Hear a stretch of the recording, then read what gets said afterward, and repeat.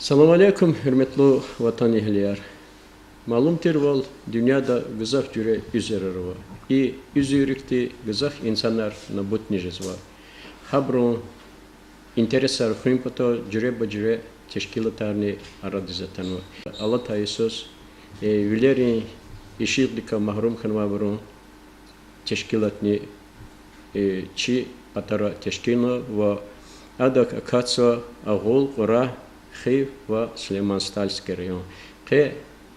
Чисто дидизмо Монханова и организации председатель Адузлгозва Хивской местной организации в России Бирквиборон общества.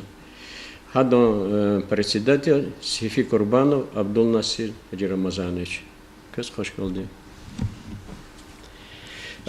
Абдул-Насир ста хивдая адас урухчалары хадрихадия чичалия бехтачидач и ци тешкилатика ва и набути инсан резвилери зрение авачи ксарим проблемы река хабр меселер хик хелзота хикти меселер хабло вили катачна и скнинчи момандва хабар гада. Так, я вкратце нашему зрителю рассказал о вас. Теперь я хочу, чтобы вы нам рассказали, Абдул-Насир, об вашей организации, когда она была создана, какие цели она перед собой ставит. Я хочу поприветствовать всех жителей Сулейманстальского района, особенно инвалидов по зрению. Расскажу вам об открытии нашей организации, о создании как новой организации, Хивской местной организации. Открылась она 6 февраля 2017 года по решению Дагестанской региональной организации после согласования с Центральным управлением ВОС, и была организована, открыта Хивская местная организация. Что такое вообще местная организация ВОС? Она является структурным подразделением, основой его, структурным подразделением или филиалом региональной организации.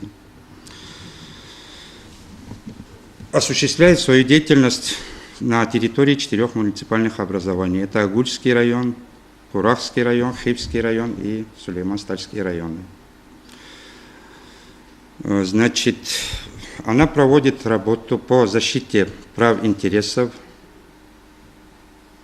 инвалидов по зрению, содействует работе по защите, как я уже сказал, в органах власти прав и интересов, содействует в решении социально-бытовых проблем, реабилитационных вопросов и интеграции в общество. Взаимодействует наша организация со всеми органами местного самоуправления. В первую очередь она работает в рамках законов Российской Федерации, законов субъекта Российской Федерации и органов местного самоуправления. Взаимодействует с такими органами местного самоуправления, как здравоохранение, культура, образование, управление социальной защиты населения и Центром занятости населения. Вот, в общем, все задачи, которые стоят сейчас перед нами, это защита интересов инвалидов по зрению. Спасибо. Вот вы курируете, скажем, представляете интересы инвалидов по зрению. Хотелось бы узнать, сколько вот таких людей в этих 4 районах, и количество их это окончательно или вы еще ищете? Нет, к сожалению, это количество не окончательное. На территории 4 муниципальных образований у нас на учете на данный момент стоят 160 инвалидов по зрению. Из них 53 инвалида по зрению Сулейманстальского района. Стоят, значит, 13 инвалидов первой группы, 34 инвалида второй группы и 6 инвалидов третьей группы по зрению. Вот сейчас на данный момент у меня есть на руках еще пакет документов 3 инвалидов по зрению, которые я вот уже в следующем заседании бюро примем на учет местной организации. Вот, ну, проблемы, да, слепых, слабовидящих, это понятно, да. Чем вы можете помочь им? Какие у вас полномочия? ну, ваши функции? Значит, в наши функции входят следующие. Инвалиды по зрению, которые установили инвалидность раньше, не было таких карт индивидуальных реабилитаций инвалидов, не выдавались. Есть люди, которые об этом и не знали, которые давно получили инвалидность. И вот сейчас содействуем с ними через многофункциональный центр «Мои документы», подаем заявки в Фонд социального страхования или Бюро МСЭ для разработки ИПР и последующим через ИПР, чтобы получили эти люди тифлотехнические средства реабилитации.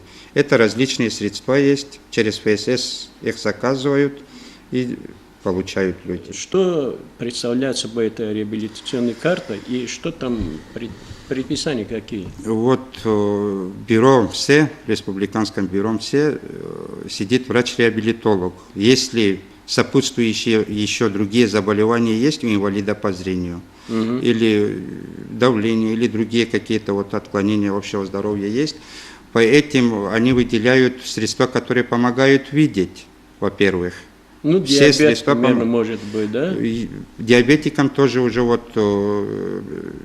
еще конкретно не определились, но выделено было несколько глюкометров по республике. У кого есть на учете с сахарным диабетом, они могут получить глюкометры.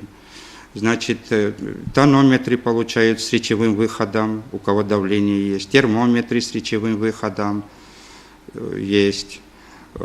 РВУ называется ручной электронный видеоувеличитель. Это инвалиду по зрению, если мелким шрифтом написано, ставишь туда, как мышку от компьютера, такой приборчик, и на экране большим шрифтом показывает все, что написано.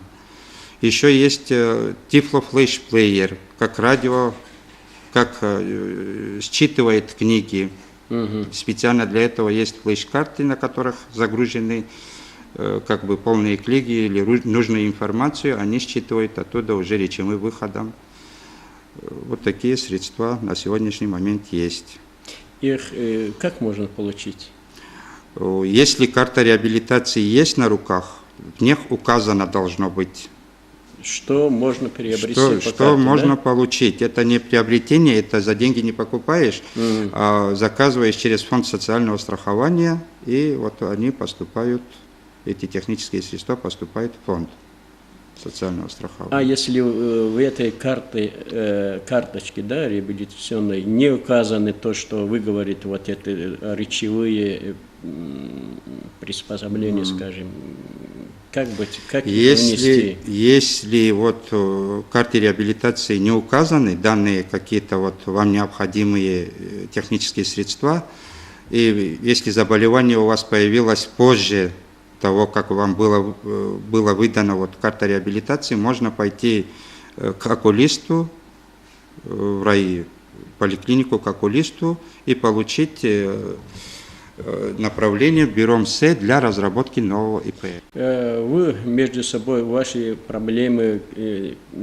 как вы общество, вы решаете свои проблемы, как вы общаетесь, и получается ли у вас решать эти вопросы? Да, получается. Именно Сулейман-Стальского района обращались много людей с проблемами своими, и жилищными, и социальными проблемами.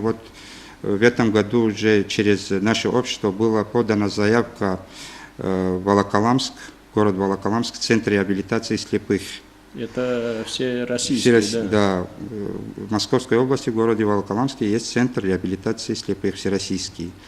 Туда направил еще, они сами устанавливают очередность по регионам.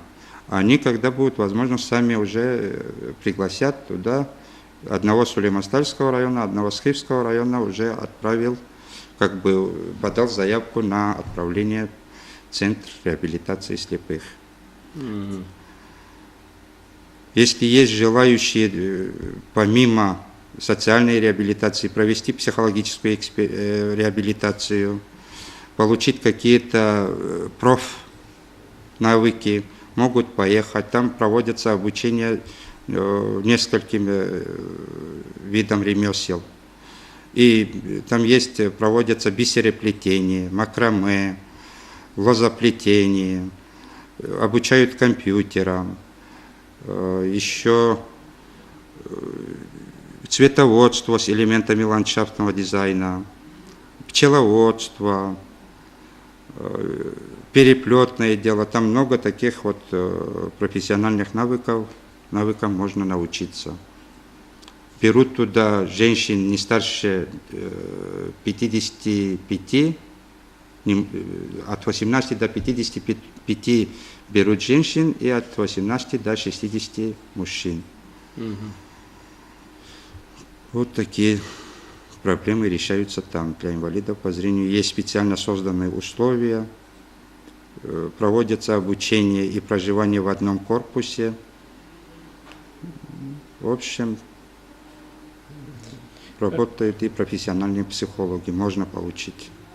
Мы знаем, да, у нас не только по зрению, вообще инвалиды, да, они не всегда получают положенные, скажем, препараты, лекарства какие-то, федеральные, республиканского значения инвалиды.